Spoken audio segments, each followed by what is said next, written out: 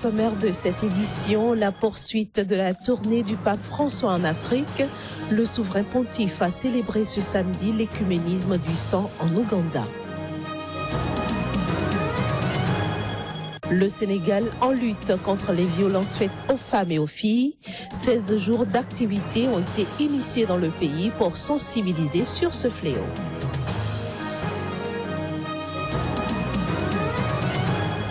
Enfin, la Côte d'Ivoire a rapatrié vendredi de la Libye 44 de ses ressortissants candidats à l'immigration.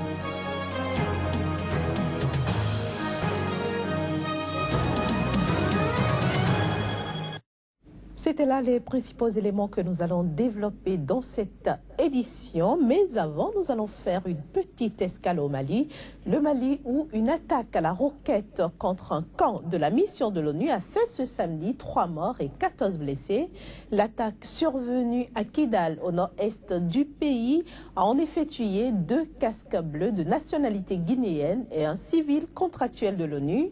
Ce drame intervient quelques jours après l'attaque contre l'hôtel Radisson Blu de Bamako, une attaque qui avait fait, vous le savez, 22 morts. Parlons maintenant de la visite du pape François. Le pape François qui poursuit donc sa tournée africaine. Après le Kenya, il est arrivé vendredi en Ouganda. Ce samedi, le souverain pontife s'est rendu au sanctuaire de Namugongo où il a célébré l'écuménisme du sang qui a lié 45 martyrs de ce pays, notamment des anglicans et catholiques brûlés vifs. C'était au 19e siècle. Et puis, une femme sur 3 dans le monde est victime de violences et au Sénégal, 16% des femmes ont été mariées avant l'âge de 15 ans. C'est dans ce contexte que ce pays, à l'instar de la communauté internationale, célèbre les 16 jours d'activisme contre les violences faites aux femmes et aux filles. Ces journées seront bouclées le 10 décembre prochain, date à laquelle le pays va célébrer la journée internationale des droits de l'homme. Le point avec Tchèque Berthet, notre correspondant à Dakar. La violence à l'égard des femmes et des filles reste l'un des problèmes sociaux majeurs au Sénégal. Dans le pays, ces violences sont entre autres des violences domestiques, des abus et exploitations, des violences conjugales et sexuelles, des mutilations génitales féminines, les mariages forcés et la discrimination. Selon un rapport de ONU Femmes publié en 2011, 26% des femmes au Sénégal entre 15 et 45 ans ont déjà subi une mutilation génitale féminine. Malgré des efforts importants, dans le monde, beaucoup reste à faire pour mettre fin à la violence à l'égard des femmes. La lutte contre les violences faites aux femmes, problème qu'on retrouve dans tous les pays du monde et qui commence à avoir une prise de conscience, mais les résultats sont encore relativement faible, il y a encore énormément à faire et donc l'idée aujourd'hui est vraiment de sensibiliser à tous les niveaux, que ce soit au niveau politique, secteur privé, société civile et les communautés pour vraiment mettre la lutte contre la violence faite aux femmes comme priorité parce que ça nous concerne tous. Les 16 jours d'activisme ont principalement pour objectif de sensibiliser les différentes communautés et les pouvoirs politiques sur l'importance et la nécessité d'agir en faveur de la lutte contre la violence faite aux femmes. Le thème de cette année pour ONU Femmes est Oranger le monde et fait une percée, mettons fin à la violence contre les femmes et les filles. Il est axé sur l'idée de la prévention, la société civile sénégalaise, activement impliquée dans l'éradication de ces violences, s'en réjouit de la mobilisation et appelle à la pérennisation du combat. L'élimination des violences faites aux femmes et aux enfants ne doit pas s'arrêter à des mobilisations de journée. Ça doit être des actions pérennes. L'artiste Marema Fall, prix découverte RFI, s'est aussi joint à la mobilisation pour la cause de la femme. En République démocratique du Congo, le vice-premier ministre et ministre de l'Intérieur était jeudi à l'Assemblée nationale à Kinshasa. Objectif, répondre à la question orale au sujet de la désignation des commissaires spéciaux des nouvelles provinces du pays.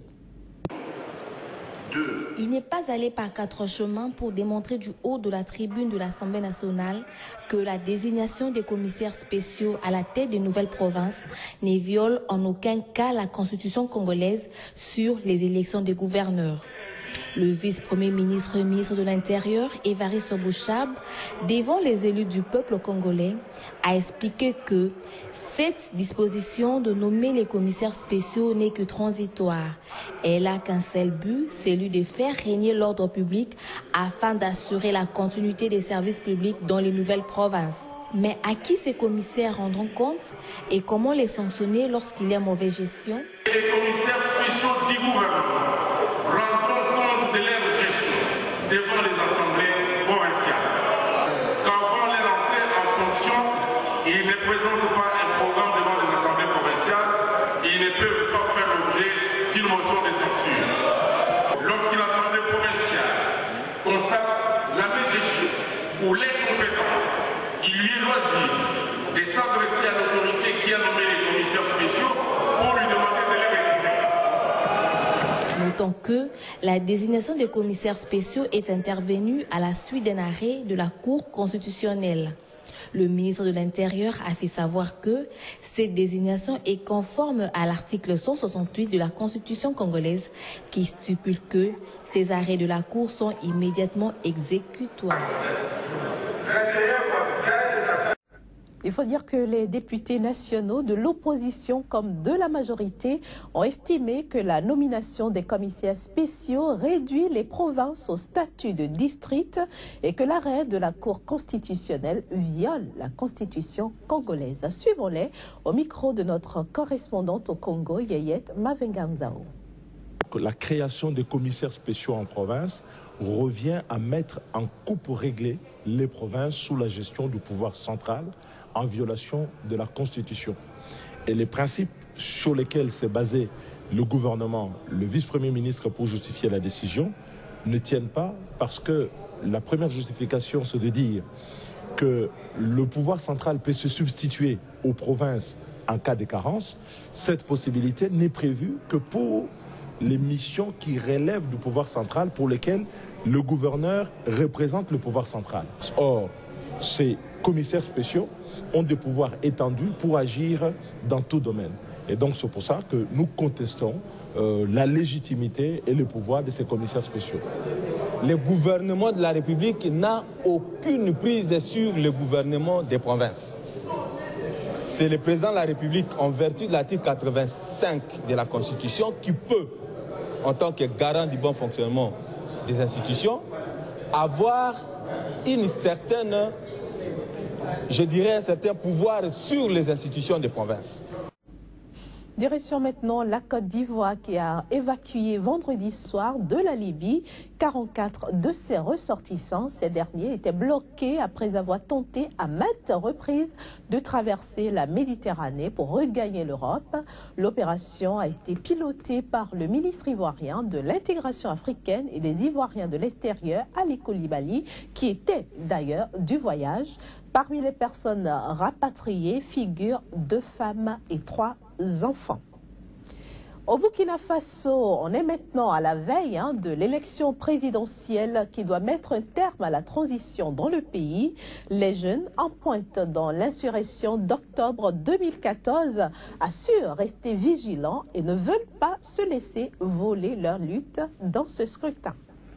Ils ont été particulièrement actifs dans la mobilisation qui a mis en échec le putsch du 17 septembre, que ce soit à titre individuel ou au sein d'organisations de la société civile comme le Balai citoyen, Cadre, M21 et CAR. Les jeunes de moins de 30 ans, qui constituent les 2/3 de la population du Burkina Faso et qui n'ont connu que le pouvoir de Blaise Compaoré depuis leur naissance, sont à plus d'un titre concernés par ces élections.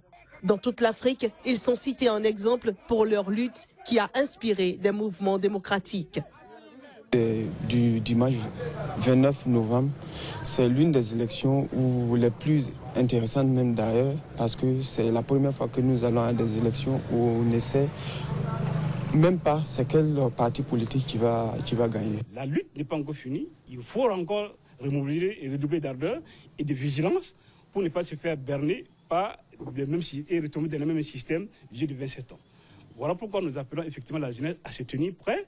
Dans les jours à venir, au niveau du cadre, en tout cas, nous pensons encore remobiliser notre jeunesse et faire front pour effectivement les aspirations de notre jeunesse et les acquis de notre peuple ne soient pas effectivement remis dans un système plutocratique et dans un système mafieux qui nous a dirigés pendant 27 ans. Nous, on veut un président, un bon président qui va nous comprendre. Voilà, on ne veut pas comme les autres là, pour avant là, ça c'est fini. Le Balai citoyen, une des organisations emblématiques de la Révolution, a fait circuler des caravanes pendant la campagne. Le but était de convaincre les populations de voter pour un projet de société et non parce qu'on a obtenu un pain, un sac de riz, un cadeau. Le Balai citoyen incite aussi les Burkinabés à assister au dépouillement avec le slogan « Je vote et je reste ». Un mot de culture pour refermer cette édition avec le Festival international de théâtre du Bénin qui a désormais un nouveau directeur. Il s'agit du conteur émérite Éric Hector Oupé. L'intéressé a été officiellement installé dans ses nouvelles fonctions vendredi par le ministre béninois de la Culture. Voici le compte-rendu de Johannes Tawanou. Depuis le mois de juin, le processus de réforme au sein du FITEB a démarré. En voici l'un des couronnements.